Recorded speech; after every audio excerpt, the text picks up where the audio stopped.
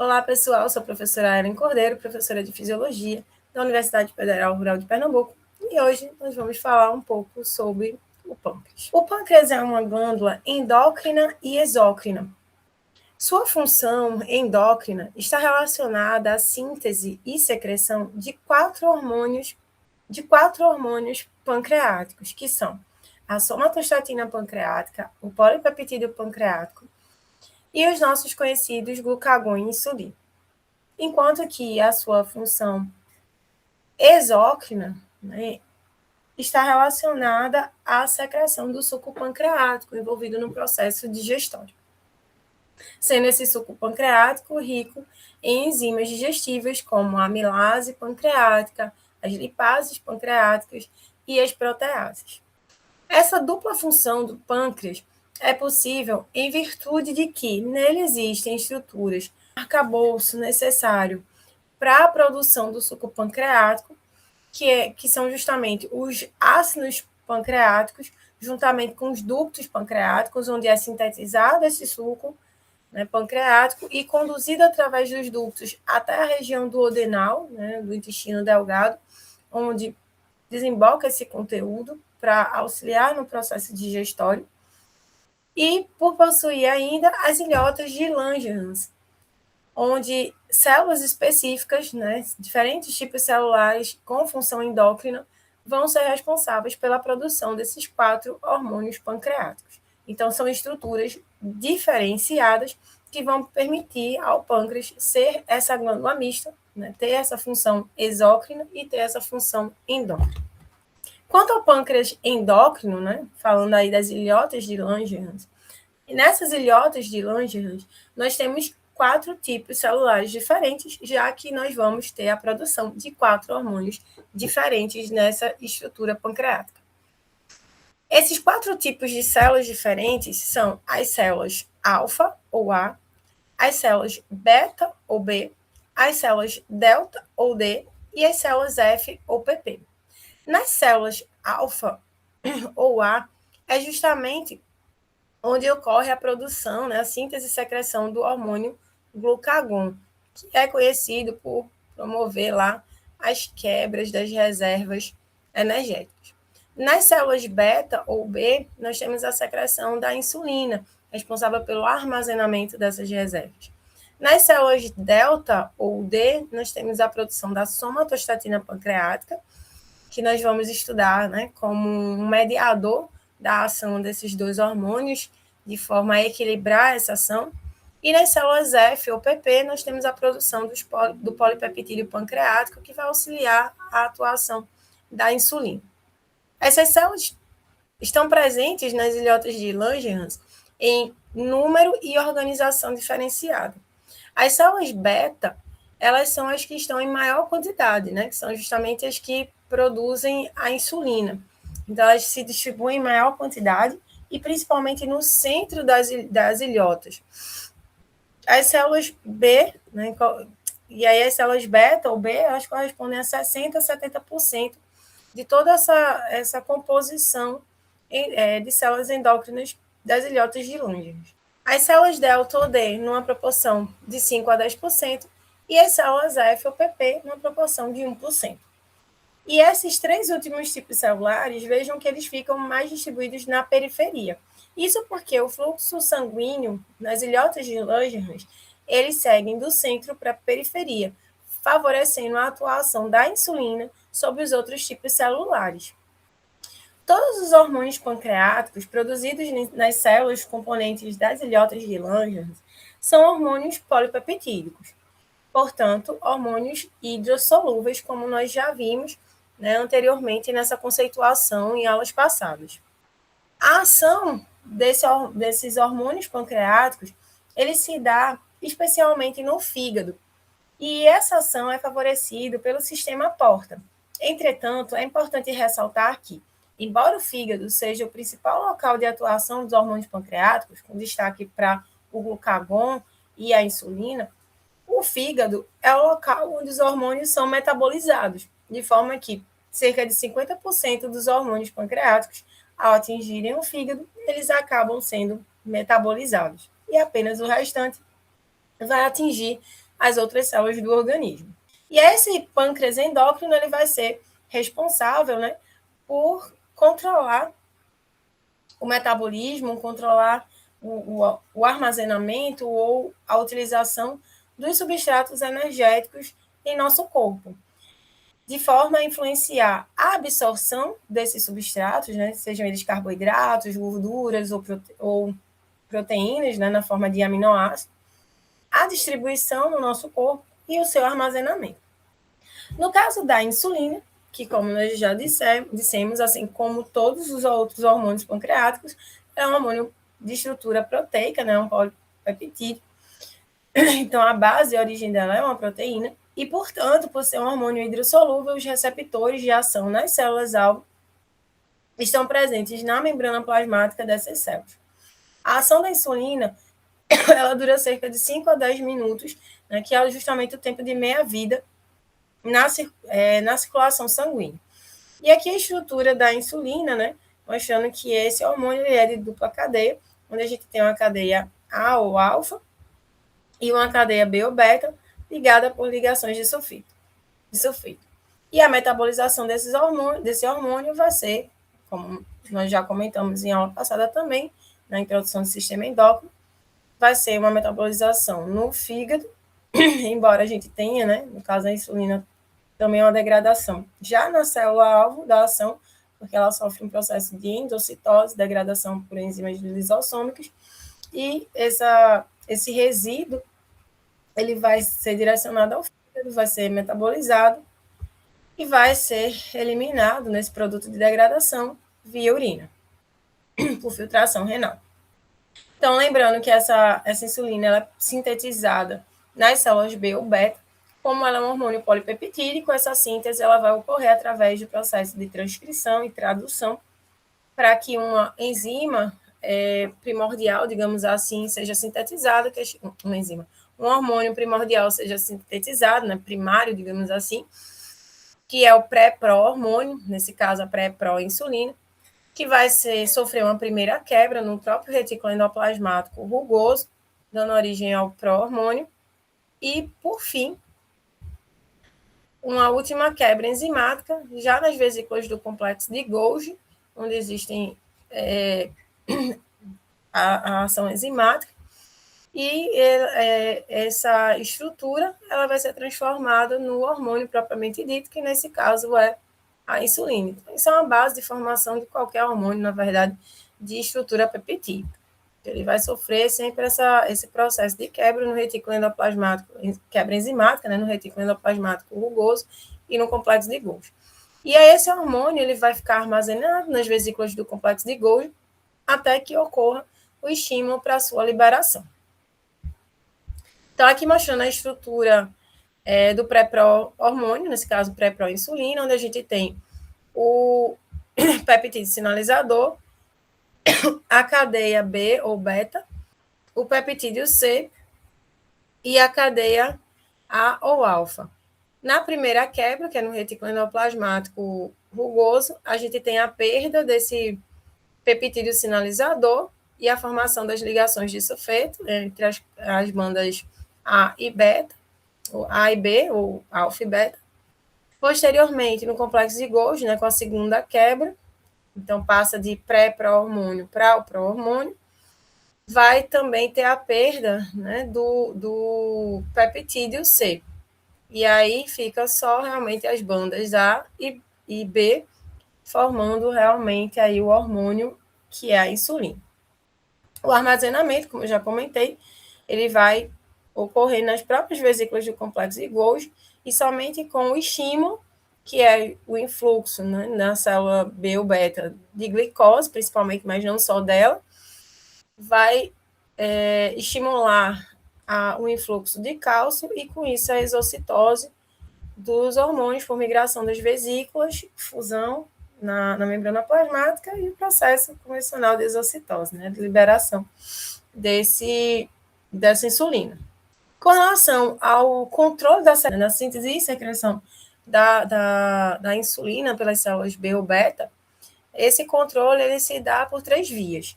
A via metabólica, que é a mais conhecida, fatores hormonais e fatores neurais. Quanto aos fatores metabólicos, nós temos a ação estimulante dos carboidratos para a secreção da insulina. Então, nós temos uma via de estimulação, né, um feedback positivo ocorrendo por meio da ação dos carboidratos. E essa estimulação não é só da glicose, como geralmente nós aprendemos.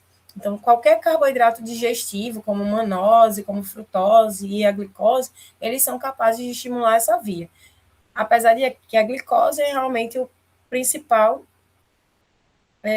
carboidrato responsável por essa estimulação. E ela vai estimular, né, uma resposta bifásica, que é um primeiro pico de insulina, que é a insulina pré-formada, que é liberada, e um segundo pico, melhor dizendo, pulso de insulina, que é a insulina que vai sendo sintetizada. Então, nós temos essa estimulação de secreção de insulina de forma bifásica.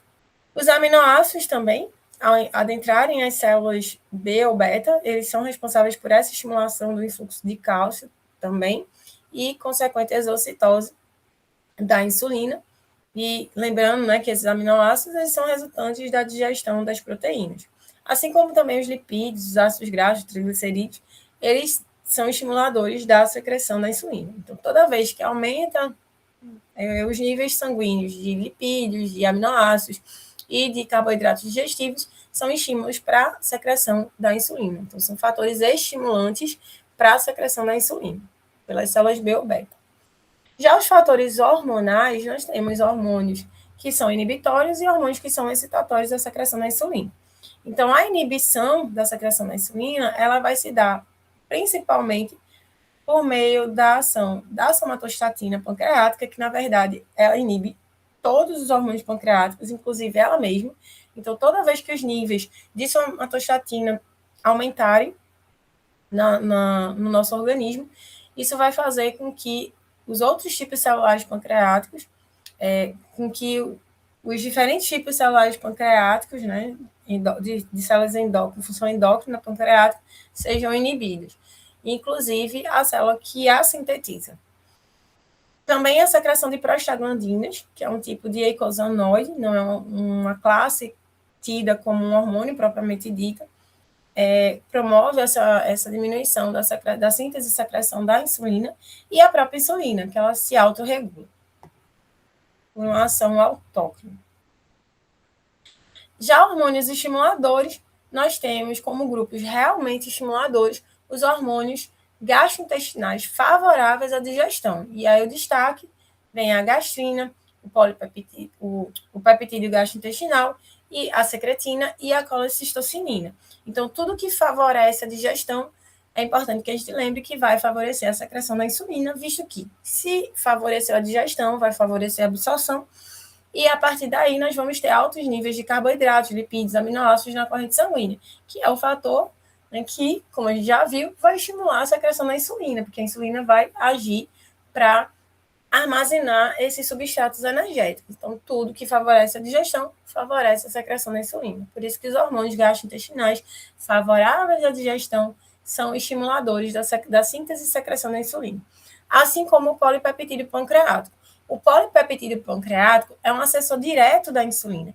Então, ele auxilia, ele ativa o processo digestório e ele ativa a secreção da insulina. Então, veja que ele favorece também a síntese e a secreção e, consequentemente, a ação que a insulina vai ter no organismo para o armazenamento.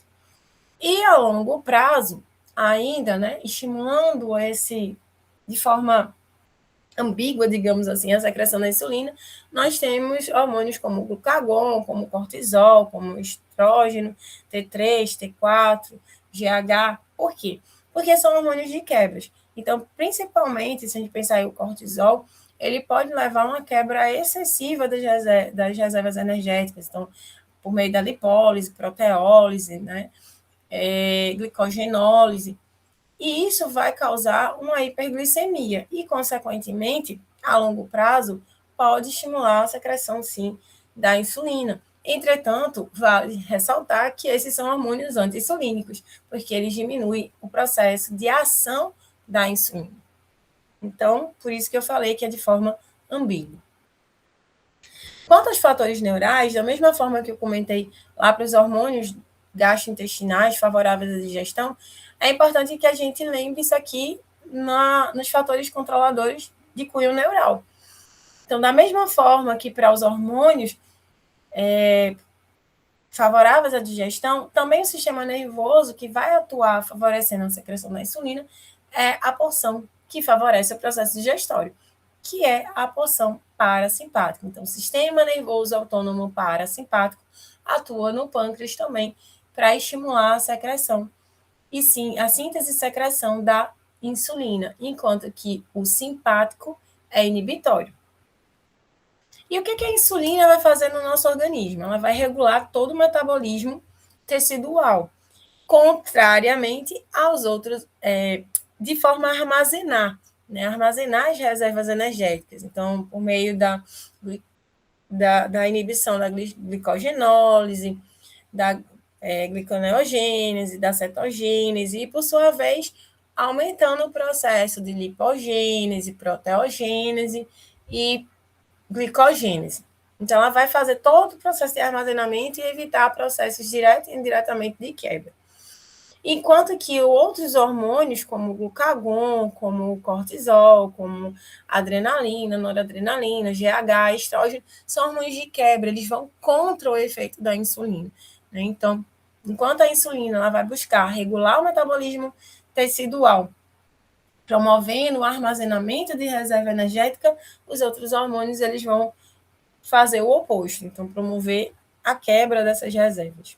Essa regulação do metabolismo tecidual, ela ocorre por atuação da insulina, especialmente no fígado, no músculo e no tecido adiposo, onde ela vai estimular a síntese e o armazenamento das reservas energéticas, como já citei, na forma de glicogênio, então glicogênio no músculo, no fígado, de lipídios, pelo processo de lipogênese, e a glicogênese armazenando glicogênio, os lipídios pela lipogênese e as proteínas no tecido muscular, principalmente aí sendo formado através da proteogênese. Então, enquanto ela estimula a glicogênese, a lipogênese e a proteogênese, que são os processos de armazenamento de reservas energéticas, a formação das nossas reservas energéticas, ela vai inibir o processo de catabolismo, vai diminuir logo o catabolismo. E como que a insulina ela consegue fazer isso? Então, por exemplo, no fígado, a insulina ela vai aumentar a captação de glicose por gradiente de concentração, porque os canais de glicose presentes no fígado, eles ficam constantemente abertos. Então, o que a insulina vai fazer é uma contínua transformação dessa glicose ou desse aminoácido. Então, como que a insulina vai fazer isso? Quando aumenta-se a concentração de glicose na corrente sanguínea, por gradiente de concentração, vai ter mais glicose no sangue do que na célula hepática, no hepatócito. Então, essa glicose ela vai automaticamente adentrar o hepatócito. Chegando ao equilíbrio, o que se espera é que cesse essa entrada da glicose. Entretanto, com a ação da insulina, a glicose ela não permanece como glicose. Ela vai ser transformada através do processo de glicogênese em glicogênio ou no caso, o seu excesso, em lipídio. Então, essa glicose, ela deixou de ser glicose para ser a reserva, o glicogênio.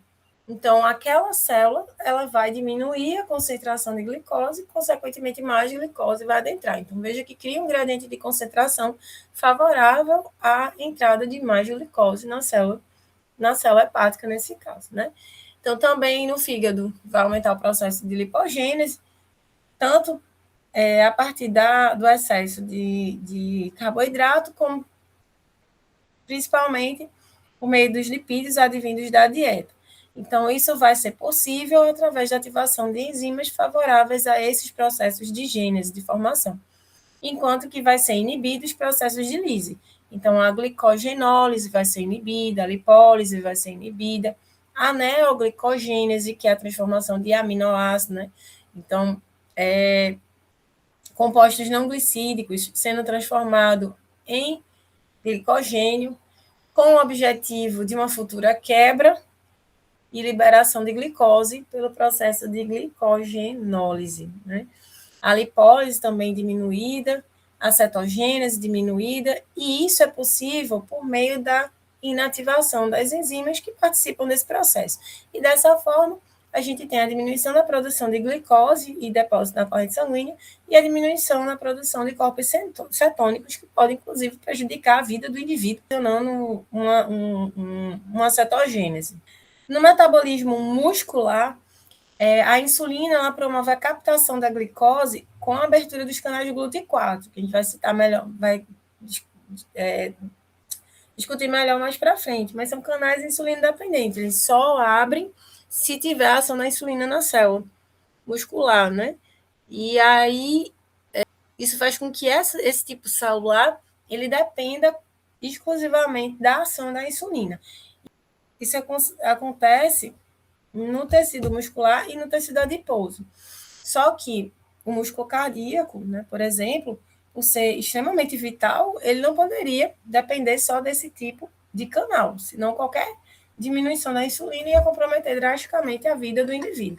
Então, aí no músculo cardíaco, a gente tem mais de um tipo de canais, não só o GLUT4. Mas se a gente já vai para a musculatura estriada esquelética, é o GLUT4 que predomina, e até por conta disso, é o GLUT4 que está presente, e por conta disso a gente passa a entender, né, por que o músculo ele não doa o seu produto de quebra do glicogênio, porque numa carência de insulina, que é quando ele vai quebrar esse glicogênio, ele não tem como adquirir mais glicose no meio externo, porque o canal GLUT4 está fechado. Então, é uma forma de se manter o seu substrato energético ali presente. Então, na musculatura, a insulina ela é bem importante por conta de promover essa abertura dos canais de GLUT4, que são os canais de glicose. Também na musculatura, né, vai aumentar o consumo da glicose por oxidação e, principalmente, vai promover a transformação dessa glicose em glicogênio, que é a reserva direta de energia.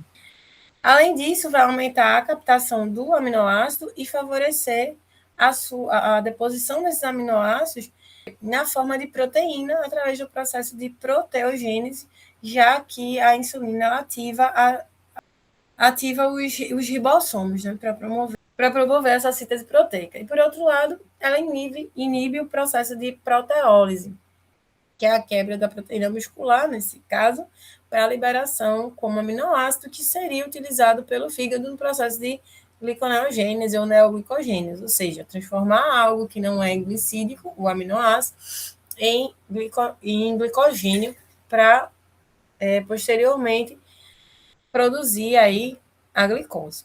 Também a insulina vai promover na musculatura o crescimento celular, o desenvolvimento desse tecido muscular, por aumentar o processo de transcrição, auxiliando a função aí do IGF e o IGF-2, produzido no fígado por ação do GH, do hormônio do crescimento, que são inclusive conhecidos como fatores semelhantes à insulina, né, 1 e 2. No tecido adiposo, a insulina ela aumenta o transporte de glicose através dos canais de GLUT4, né? Lembrando que o tecido adiposo também tem canais de GLUT4, que são insulina dependentes. Aumenta a captação de ácidos graxos e armazenamento como triglicerídeos através do processo de lipogênese e, por sua vez, inibe a lipólise. Então, aumenta o armazenamento e ela diminui a quebra. E tem também o aumento da ação anticetogênica, ou seja, aumenta a inibição da produção de corpos cetônicos por meio da quebra desses lipídios. Então, se ele diminuiu a lipólise, é uma consequência diminuir também essa cetogênese por meio dessa inativação enzimática de quebra. Dessa forma, né, de forma resumida, a insulina ela vai agir sobre substratos energéticos circulantes toda vez que aumentar os níveis de substratos energéticos circulantes, que são a glicose, a manose, a frutose, né, como carboidratos digestivos, os aminoácidos e os lipídios, vai aumentar a secreção da insulina e ela vai conseguir regular esse nível diminuindo a glicose circulante por meio dessa deposição que a gente falou no fígado, no músculo, né? Lá como lipídio, no tecido adiposo. Também diminui os ácidos graxos circulantes, diminui a mobilização desses ácidos graxos, né? Diminui as quebras, a gente já falou, diminui a cetogênese, aumenta a captação da musculatura lá dos aminoácidos, aumentando a síntese de proteínas, e diminui, por outro lado, os níveis plasmáticos desses aminoácidos, é uma consequência. Para a atuação da insulina na célula-alvo, ela vai se ligar nos receptores específicos para ela, que ficam na membrana plasmática, como a gente já disse, já que é um hormônio hidrossolúvel, é um hormônio peptídico. E aí esses receptores, assim como a sua estrutura, ele é formado por duas bandas, que são a banda alfa, onde a gente tem um sítio de ligação, e a zona beta, onde a gente tem a enzima a ela associada, que é a tirosina. Então, a ativação desse receptor vai ativar essa tirosina e desencadear todo o processo de ação desse hormônio na célula-alvo. Então, como a gente já citou, a ação da insulina na célula-alvo ela se dá por ativação ou por inativação enzimática. Então, a ativação das enzimas de gênese, né, realmente de armazenamento, de formação, lipogênese, proteogênese, glicogênese e inibição das enzimas de quebra, além de aumentar a permeabilidade das células-alvo à glicose, aos aminoácidos, aos lipídios e aos íons, como a gente já falou. Então, ela aumenta essa permeabilidade e ela aumenta a ativação ou inativação enzimática, fazendo com que haja o máximo armazenamento desses substratos possível. Então, quanto ao transporte de glicose, a gente já citou anteriormente, que esse transporte ocorre através dos canais de glicose, que são os GLUT. Na membrana plasmática, nós temos 5 GLUTs, que vai de 1 a 5, sendo 4 insulina dependente, os demais não. E nos ribossomos, nós temos o 6 e o 7. Então, são esses canais GLUT que vão favorecer a difusão facilitada da glicose. Então, o GLUT4, diferente dos outros, ele só abre se tiver a ligação da insulina com o receptor da insulina nessa célula-alvo. Então, somente a partir disso, ele abre e vai permitir o influxo dos carboidratos. E aí, como a gente já disse também, isso vai acontecer no músculo e no tecido adiposo, onde o músculo, né, que vai ter realmente, dependendo do músculo, a gente não vai ter apenas canal GLUT4, que é o caso do músculo cardíaco, por exemplo.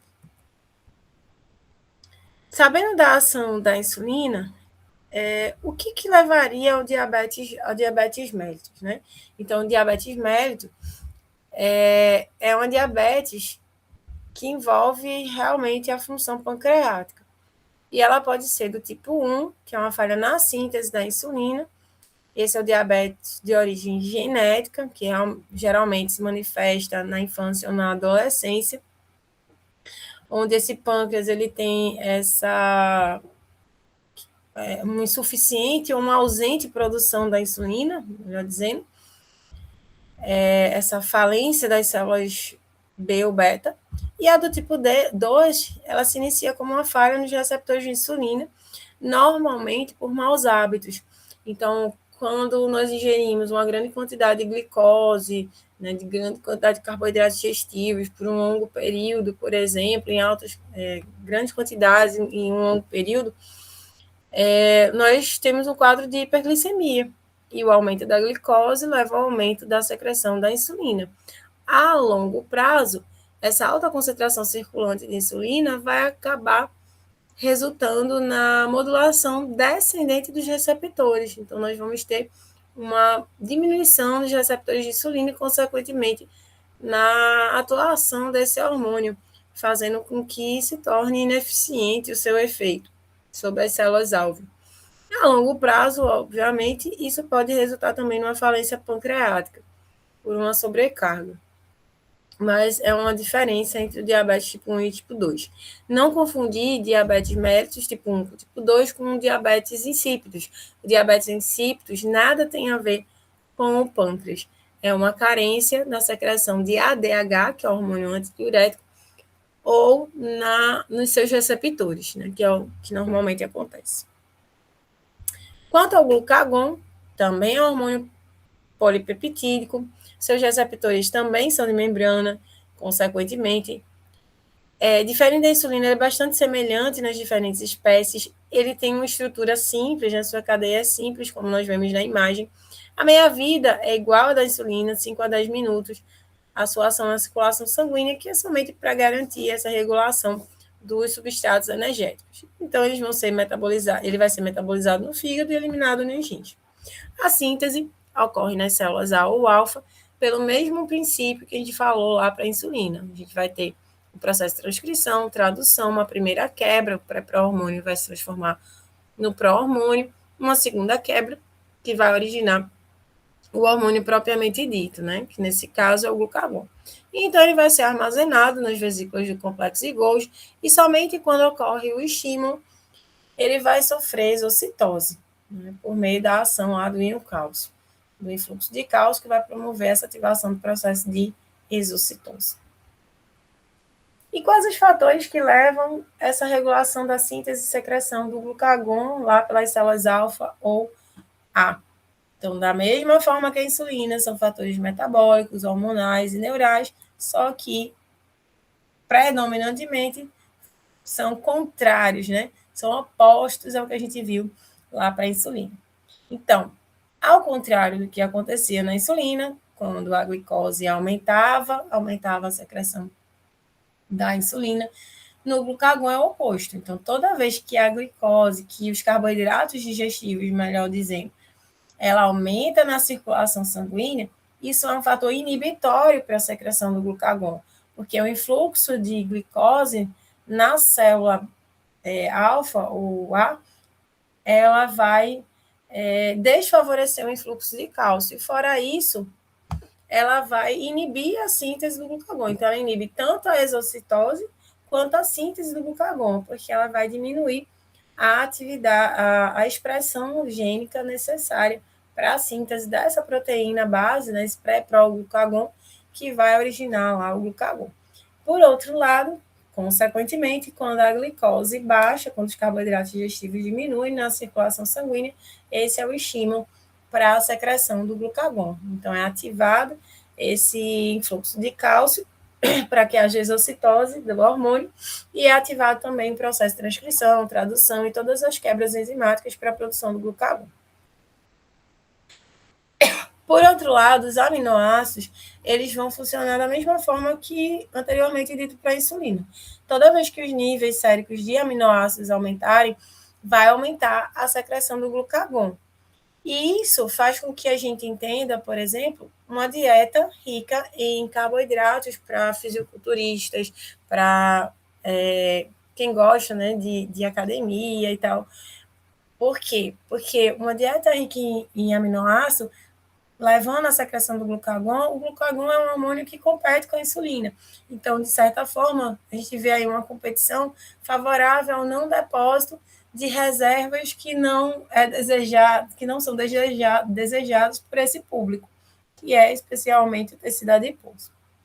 Em contrapartida, nós temos o estímulo para uma deposição de proteína.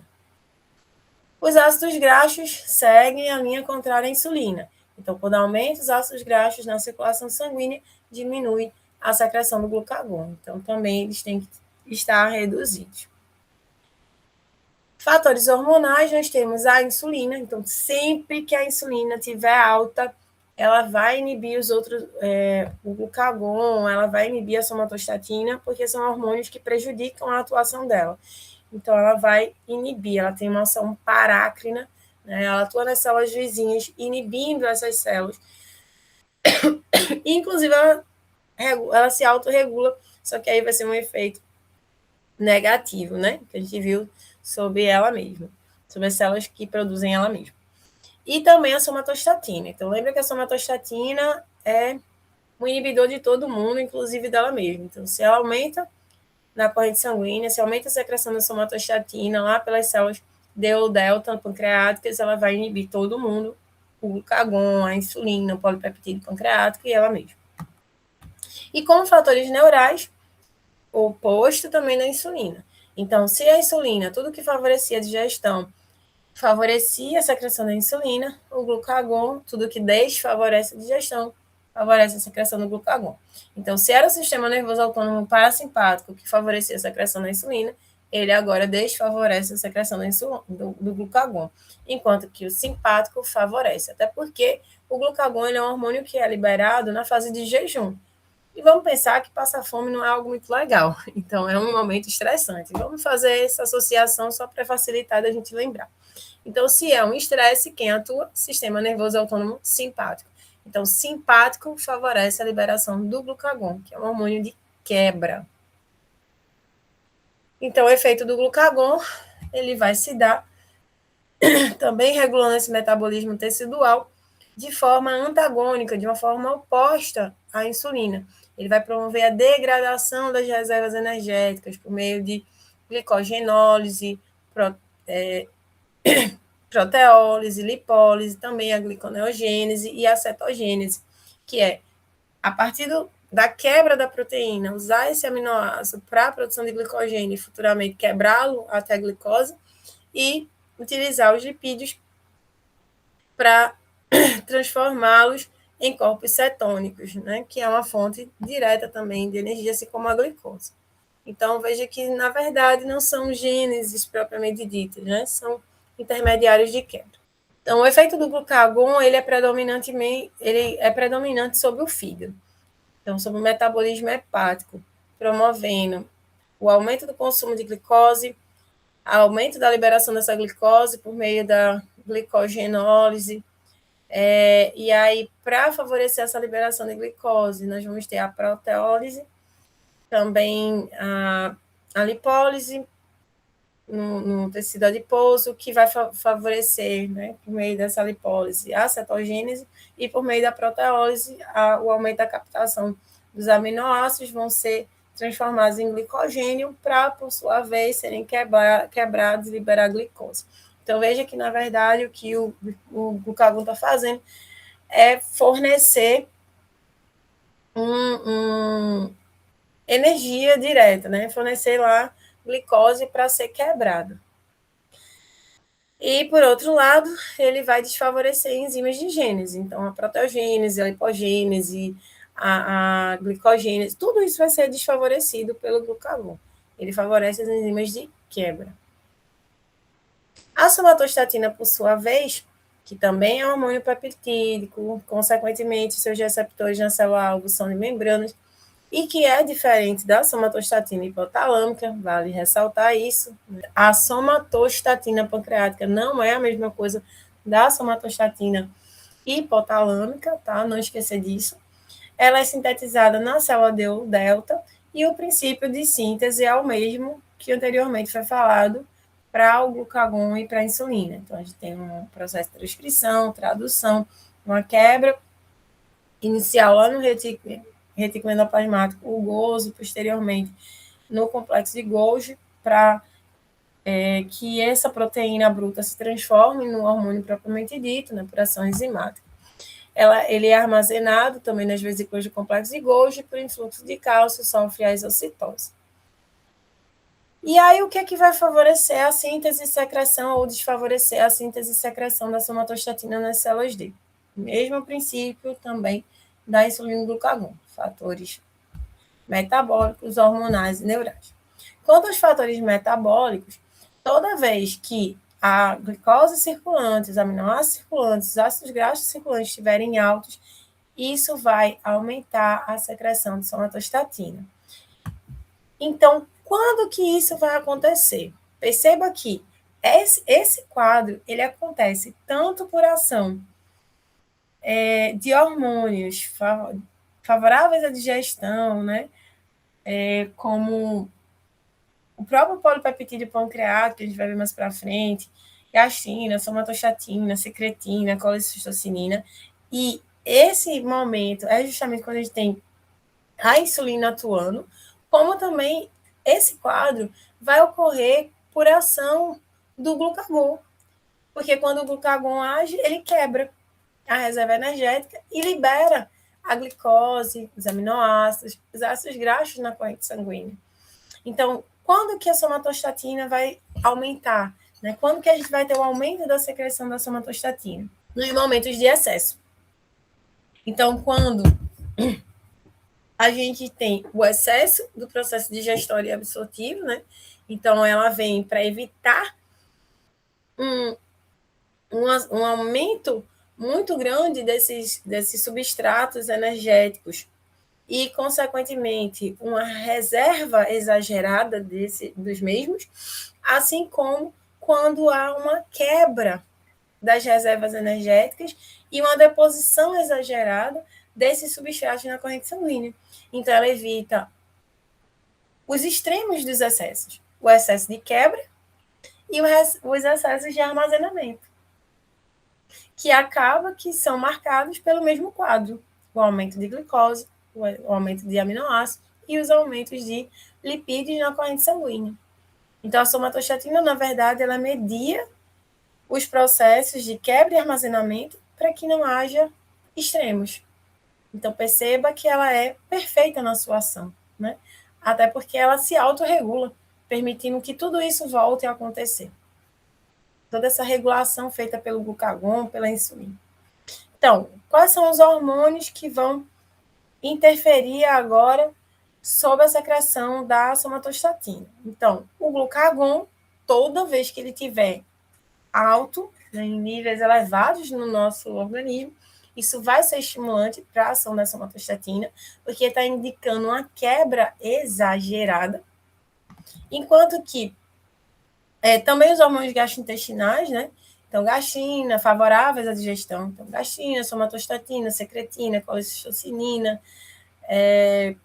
toda vez que eles estiverem aumentados, isso vai indicar que está tendo uma grande digestão e, consequentemente, grande absorção, marcando aquele quadro de aumento de glicose, aminoácidos, lipídio, e, portanto, a somatostatina vem para regular.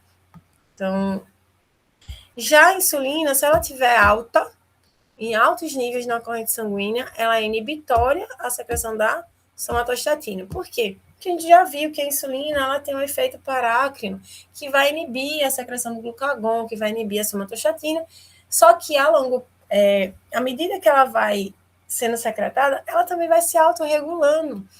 Ela vai diminuindo a sua própria produção, assim como a somatostatina faz com ela mesma. E isso vai fazer com que a insulina comece a reduzir, é um dos fatores, né, que faz com que a insulina comece a ter sua síntese e secreção diminuída. E é nesse momento que a somatostatina vem. Então, é já numa fase mais evoluída, né, da digestão, da absorção, do armazenamento, quando a insulina diminui seu nível por autorregulação, inclusive, vem o aumento da somatostatina. Para quê? Para que a insulina não continue armazenando de forma exagerada. E os fatores neurais? Como a gente tem o aumento da somatostatina, tanto na fase de ação do glucagon quanto da insulina, perceba que tanto a função nervosa favorável à secreção do glucagon quanto favorável à secreção da insulina vão agir de forma favorável para a secreção da somatostatina. Então, tanto o sistema nervoso autônomo parasimpático quanto o simpático ativam a secreção de somatostatina. Só que o simpático é através da ativação de receptores beta-adrenérgicos, enquanto que a pulsão inibitória é a que ativa os receptores alfa-adrenérgicos.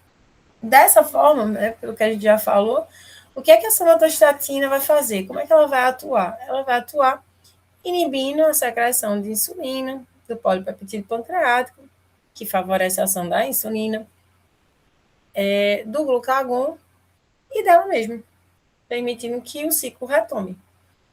Também inibe a secreção do GH, que é o hormônio do crescimento, diminui a secreção da gastrina, da secretina, da colecistocinina, que são hormônios favoráveis à digestão, diminui a atividade gastrointestinal que são os movimentos, né, que favorecem essa digestão, essa absorção, assim como as secreções digestivas, e diminui a absorção de glicose e de triglicerídeos, já que eles estão em excesso quando é estimulada a secreção desse hormônio, a secreção dela. E o polipeptídeo pancreático, né, o nosso último hormônio. O polipeptídeo pancreático também é polipeptídico, o nome não deixa dúvida. Os receptores são de membrana, porque ele é hidrossolúvel. A síntese ocorre nas células AFPP, por transcrição, tradução, quebra enzimática no retículo endoplasmático rugoso e no complexo de Golgi, são armazenadas nas vesículas do complexo de Golgi. A exocitose se dá também por influxo de cálcio. E a regulação da sua secreção também é por fatores metabólicos, nervosos e endócrinos. Quanto aos fatores metabólicos, se os carboidratos estiverem aumentados na circulação sanguínea, isso é um indicativo para o polipeptídeo pancreático diminuir. Então, se a gente tem altos níveis circulantes de carboidratos, isso não favorece a secreção do polipeptídeo pancreático, até porque isso é um indicativo de que o processo digestório e absortivo ele já aconteceu de forma efetiva, e aí ele começa, a secreção desse polipeptídeo pancreático ele começa a ser desfavorecida, até porque ele favorece a digestão, ele favorece a ação da insulina, então ele favorece o excesso, ele precisa ser inibido. Então, a alta de carboidrato vai inibir a secreção do polipeptídeo pancreático. Já os baixos níveis, que é o iniciozinho lá do processo digestório ainda, a gente vai ter o aumento da secreção do polipeptídeo pancreático justamente para favorecer a digestão, a absorção e a ação da insulina. Por sua vez, os aminoácidos não funcionam assim. Os altos níveis de aminoácidos favorecem a secreção do polipeptídeo pancreático, porque aí interfere na colecistocinina, né? É um efeito relacionado com a colecistocinina. Os fatores endócrinos, quanto aos fatores endócrinos, a somatostatina ela é desfavorável ao polipeptídeo pancreático, como a gente já falou. Então, todas as vezes que a somatostatina estiver alta, o polipeptídeo pancreático vai estar baixo. Mas quando a somatostatina cai, o polipeptídeo pancreático aumenta, e assim como a insulina, ele inibe a secreção da somatostatina. Então, enquanto a insulina e o polipeptídeo pancreático estiverem altos em nossa circulação sanguínea, isso vai garantir que a somatostatina esteja baixa, permitindo, assim, um processo digestório, absortivo e de armazenamento efetivo. Os fatores neurais, somente o sistema nervoso autônomo parasimpático interfere na secreção do polipeptídeo pancreático, e isso aí vai ser de forma positiva. Ele é estimulante à síntese e secreção do polipeptídeo pancreático. E o que é que o polipeptídeo pancreático vai fazer? Ele vai atuar, assim como a somatostatina, nessa mediação da ação hormonal.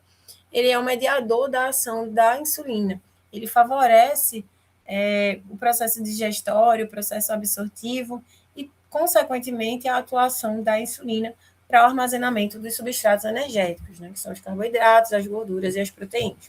Assim, para essa finalidade, o polipeptídeo pancreático ele tem uma função-chave que é inibir a secreção da somatostatina, evitando, assim, inibição do resto do processo de digestão, de absorção e de armazenamento. E aí, no processo digestório, no trato gastrointestinal, o polipeptídeo agora ele vai agir estimulando o processo de digestão e absorção.